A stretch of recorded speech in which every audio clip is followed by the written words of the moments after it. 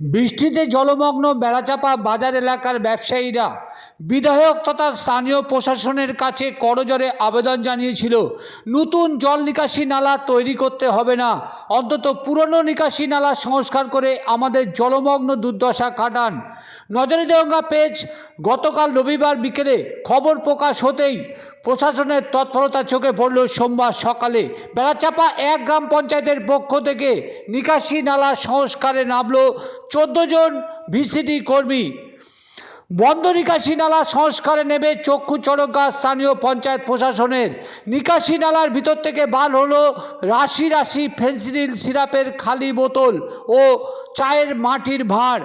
এত ফেন্সিডিল অর্থাৎ কোরেক্স সিরাপের খালি বোতল এলো কোথা থেকে, কারাই ফেললো এই নিকাশি নালায়?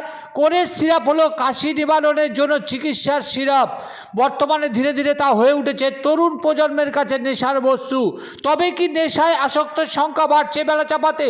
কারা বিক্রি করছে ডাক্তারের প্রেসক্রিপশন ছাড়া কাশির সিরাপ, ফেন্সিডিল, কোরেক্স? তবে বেড়াচাপা বাজারে পুরনো নিকাশি নালার উপর একদিকে যেমন জবরদখলের অভিযোগ উঠেছে, অন্যদিকে জল নিকাশি নালা অবাঞ্ছিত বর্জ্য প্লাস্টিক, চায়ের মাটির ভাঁড়, রাশি রাশি ফেন্সিডিল, কোরেক্সের সিরাপের খালি বোতল ফেলায় বৃষ্টি হতেই জলমগ্নের দুর্দশা ফুটে উঠেছে বলে মনে করা হচ্ছে। যা নিয়ে প্রশাসনের বক্তব্য শুনুন কে কি জানাচ্ছেন। বেড়াচাপা বাজার এলাকায় নিকাশি নালা জবরদখলের অভিযোগ উঠছে, তার জেরে নাকি জল বন্ধ হয়ে যাচ্ছে, জল নিষ্কাশন ব্যবস্থা। মূলত আপনারা বারবার আসেন, বারবার পরিষ্কার করেন, কি বুঝছেন কেনই বা এই জলমগ্ন অবস্থা তৈরি হয়? দেখুন, বেড়াচাপা ঘোষপাড়া সহ বিস্তীর্ণ এলাকার জল এই ড্রেন দিয়ে পাস হয়। এই নিকাশি নালার ওপরে রাস্তার ধারে প্রচুর দোকানদাররা রয়েছে, যারা প্রতিদিনের আবর্জনা এই ড্রেনেই ফেলছে। প্লাস্টিক জাতীয় অপ্রয়োজনীয় দ্রব্য সব ড্রেনে আসছে। কন্টিনিউ ধরে আমরা পরিষ্কার করার চেষ্টা করি, কিন্তু এই একই অভ্যাস ওদের রয়ে গেছে। কি কি ফেলেন আজকে, কি কি বর্জ্য ফেলেন এর মধ্যে? বেশিরভাগ আমরা প্লাস্টিক জাতীয় দ্রব্য এই ড্রেনের মধ্যে পেলাম, যার ফলে এই নিকাশি নালার যে জলপ্রবাহ সেটা বিঘ্নিত হচ্ছে।